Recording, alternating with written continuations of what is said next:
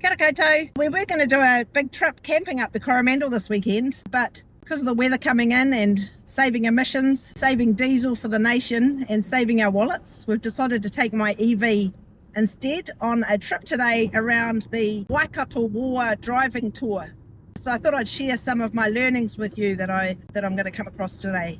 I didn't hear about these land wars, Māori land wars, until I was at Play Centre with my children. I think there's a lot of people who don't understand the history of what's gone on in the past. And in order to look forward, we need to understand the past. So I thought it might be interesting to share some of this learning with you today. So what I've found out so far, Governor George Grey was looking in the 1860s, looking to the Waikato, wanting to extend land offerings for all the New Zealand settlers that were arriving on all the ships. Most of the Auckland land had been sold to New Zealand Europeans by the Māori. And here in the Waikato Tainui wanted to hold on to their nice fertile soils and all of their land. They'd seen what had happened in the north and they didn't want that happening to them. So they set up a kingitanga movement to try and be on the same level in terms of sovereignty as per the Titiro Waitangi that they'd signed. And so they had the kingitanga movement to try and defend their ownership of the Waikato lands. I'll share with you at each stop a bit more of the history. So I realised I should have said guardianship or kaitiaki over the land rather than ownership in that last video. This is a church at Pākehā. You can see here the bullet holes from a short skirmish that took place between the British soldiers and the Māori warriors. So what happened was Sir George Grey had built the Great South Road from Epsom all the way down to the Waikato in order to invade the Waikato Tainui lands. He had spread some fake news saying that Waikato Tainui were going to invade Auckland. It wasn't true, but it did allow him to get more troops from England. And I do wonder how many people in the Epsom suburb are aware that their suburb is the start of the road that led to the Waikato land wars with Māori. By 1863, Governor Grey had 1,500 troops stationed at Drury, ready to invade the Waikato and make the most of these beautiful fertile soils that you can see.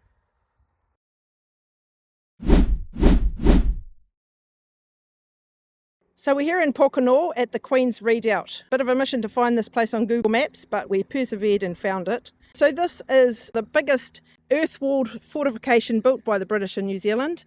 It was about 100 metres square. It housed a hospital, a school and a store and up to about 1,000 men.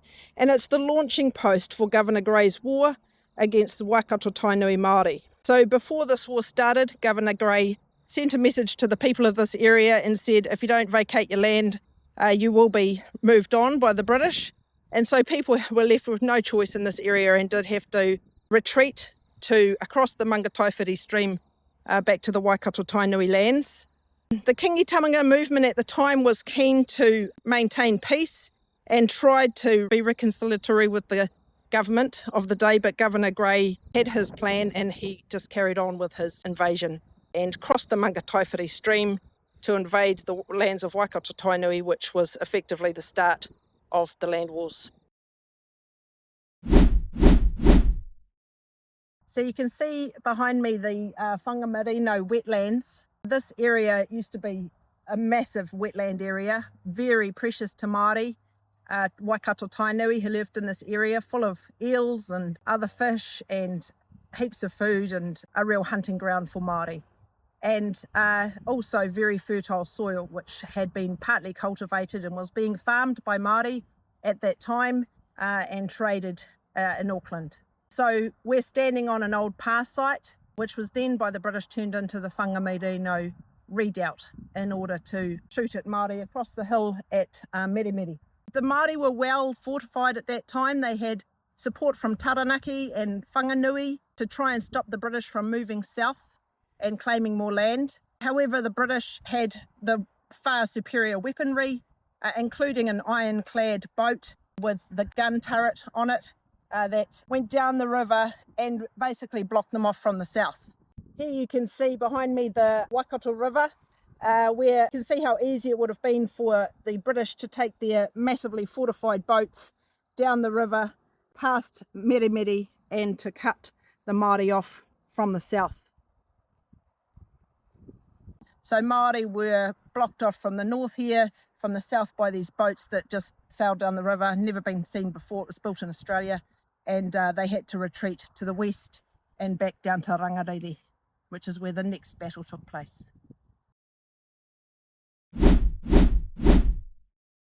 We're here at the Rangariri battleground. I've always wanted to come here, but I've always been in such a rush driving past that I haven't made it here until today. So thank you, Shane, for bringing me on this trip. Māori were very determined to protect this area because to the south was the Māori seat at Ngarawahia and Tūrangawaiwai. They had about 700 troops, including men, women and children. But the British, who came from the river, had 1,420 men. Māori also had a shorter range in their muskets, so they had to wait for the British to come closer before they could fire at them. The British did come to the bottom of the battleground here at Rangariri, but it was a 5-metre climb up into the trenches and their ladders were too short, so they were stuck at the bottom for quite some time. They hadn't anticipated the planning, force and the sheer determination of Māori to protect this area. British did storm the battleground from the south, and at that point a lot of Māori did try to escape through the various waterways, but a lot of them were killed at that time. They surrounded the redoubt, but still they couldn't break in, and so night fell. When night fell, women, children and the wounded escaped to the lake in the distance there. From this position at Titiro's redoubt, you can see Rangariri and you can see the escape route that the women and children made during the battle down to the lake. And while it's not recorded in the Rangariri history necessarily, there is an elder who said he distinctly remembers his grandfather telling him that while those women and children were escaping, British troops were taking pot shots at them from the hill. And those bodies have never been recovered, and this lake is sacred. Others stayed here in the central redoubt.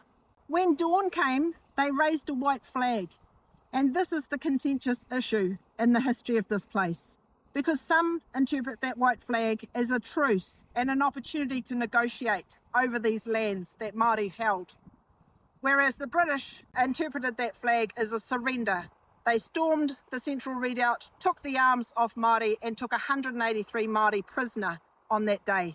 As a result of this battle, Māori were exiled to the south, some as far as Tōku, and when they came back years later to resettle on their land, they found that it had been occupied by strangers. So this is something that quite annoys me about New Zealand history. Here we have the cemetery of the soldiers, Māori and British, who lost their lives in the Battle of Rangariri. Now, some Māori were transported back to their homes to be buried, but there is also a mound over here where others were buried but couldn't be identified who they were when the plaques were raised in 1925. The British troops who lost their lives that day were laid out in trenches, and they have these concrete slabs. But as well as that, they have these 2 plaques commemorating the British soldiers who lost their lives in the Battle of Rangariri.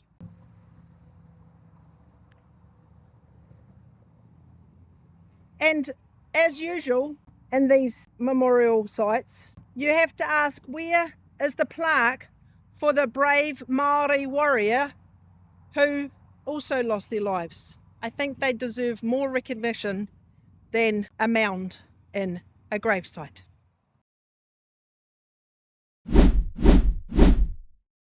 We're here at the point in Ngarawahia where 2 rivers converge, the Waipa and the Waikato. You can see in the background there maybe the difference in colour of the 2 rivers. Looks like the Waipa could do with a little bit of help to clean it up. So Ngarawahia is the site of the Kingitanga headquarters, and the first king crowned was Te Wherowhero. He died just before the land wars started, but his son Tawhio had seen the might of the British militia and didn't want his people to stay here at Ngarawahia and fight. And so he led them south towards the King Country in exile. So when the British arrived here at Ngarawahia, they found it empty, and they claimed it as a victory. And they thought that that meant that they would easily win the rest of the Waikato territory, but they were mistaken, which we'll find out about in the next video.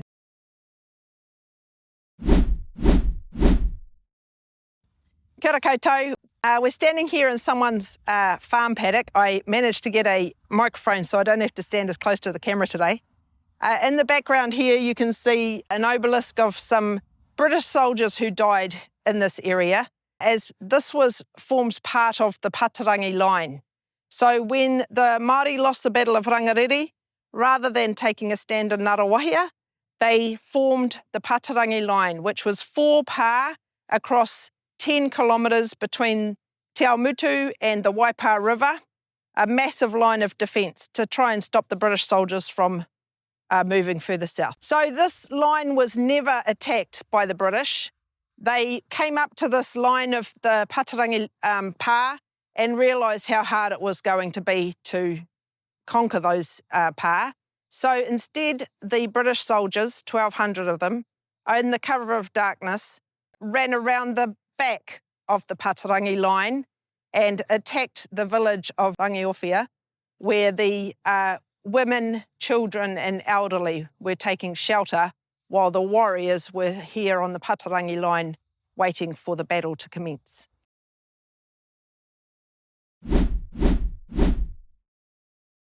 So this is the site of the massacre of Rangiawhia in the Waikato Wars, one of the darkest days of the Waikato Land Wars. Instead of facing the warriors who were waiting in the line of defence up at Pātarangi, the British troops, 1,200 of them, went running through the bush in the cover of darkness to come and storm this peaceful sleeping village full of women, children and elderly who were taking shelter from the war. At that time, this was a thriving village, about 3 kilometres long, full of beautiful orchards, hundreds of acres of cultivated land, mainly maize, potato and wheat, to be sold in Auckland, Sydney and even as far as California. They had flour mills, schools, stores, a couple of churches and even a race course here. On the day of the massacre, a man came out of a house holding a white blanket above his head and he was shot down. Others were sheltering in the Catholic church, which was just behind me here, and it burnt to the ground while the people were still inside. So it was definitely one of the darkest days of the Waikato Land Wars and something that I only learnt about in recent years.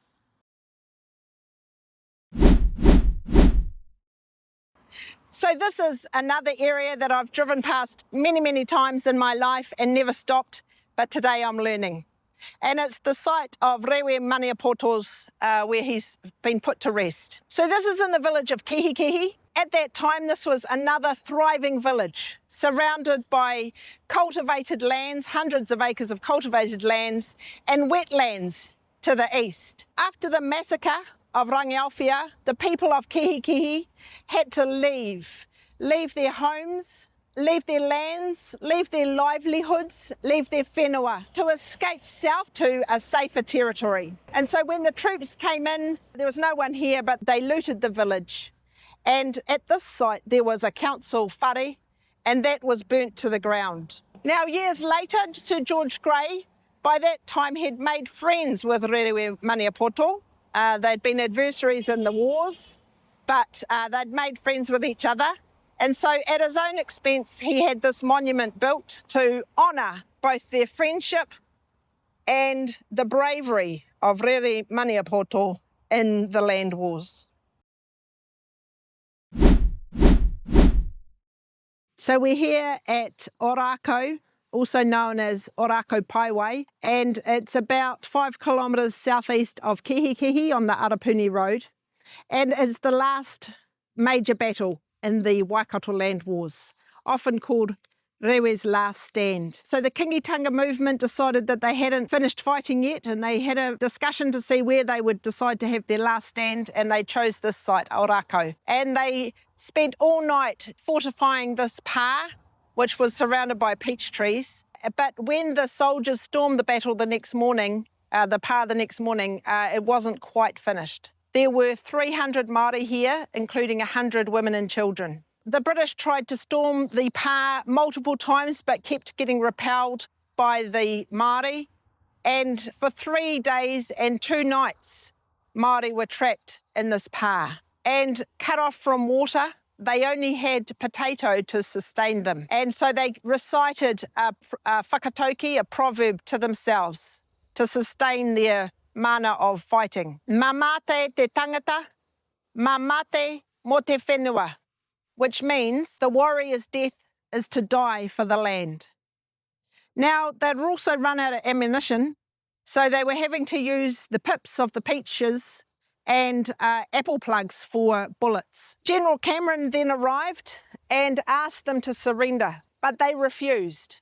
He asked if they would send out their women and children, but the women said, "What's the point of us living if all our men are going to die? Let us die with our men." And so Rewe Maniapoto stood and said, "E hoa, ka whawhai tono mātou, ake, ake, ake," which means, "Friend, we will fight forever and ever." So the British bombarded the Pā in a final movement with an Armstrong gun that sent a cannon straight through the walls. And the Māori repelled the British and then circled their women and children, and with their last bullets emerged from the Pā, and many people attempted to escape. The men, women and children who were trying to flee this area through the bush were gunned down, and warriors and women who were caught were bayoneted by the British soldiers. So the last stand, the last dark day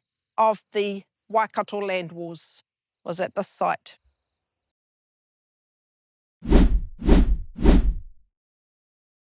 Final stop on the driving tour is Pirongia. You can see Kakapuku there to the east. To the south you see the land that Waikato Tainui had to retreat to, what became known as the King Country. To the west is Pirongia Maunga, and from this spot you can see some of the land to the north that Waikato Tainui had to give up. These battlements were built after the land wars to protect the settlers at this frontier, which is the Puanui River, where it joins the Waipa River. Only 10% of settlers stayed on the land that was given to them as a result of those land wars around this area, and that was because it was quite swampy in places. Later on, it was bought by farmers and turned into pasture. And I lived here all my life and never knew this battlement was here. And I wonder, if we all looked around our neighbourhoods, what else might we find about the history of Aotearoa, New Zealand? Kia ora koutou. Just to finish off the Waikato Land Wars series, I've done a little bit of extra research. So under the New Zealand Settlement Act 1863, the government took 1.2 million acres from Waikato Tainui in total, and they deemed at the time that any rebels fighting against the government were forfeiting the rights to lands that were guaranteed under the Treaty of Waitangi at that time. The government has since apologised for stealing that land and has said that those land seizures were deemed unjustified, that Māori were not rebels but rather defenders of their hearth and home. In terms of settlements, the Waikato Raupatu Claim Settlement of 1995 gave back less than 3% of land that was taken from Waikato Tainui back to Māori, and $170 million, which was a token compensation compared to the $12 billion that land was worth at that time. So around 1.4%. I guess in today's context, my argument is that it's too early for any political party to be saying we're one people or we need to have, the same rights under the law, while there's still the repercussions of the actions of the past generations that we need to be responsible for healing. When Māori are so overrepresented in many of the statistics around prison population, for example, or not achieving as well in education or health statistics, there needs to be targeted energy, targeted funding, targeted resource applied to heal the hurts of the past before we can then move on and say that we could possibly be all one people in sometime in the future. So it's idealistic.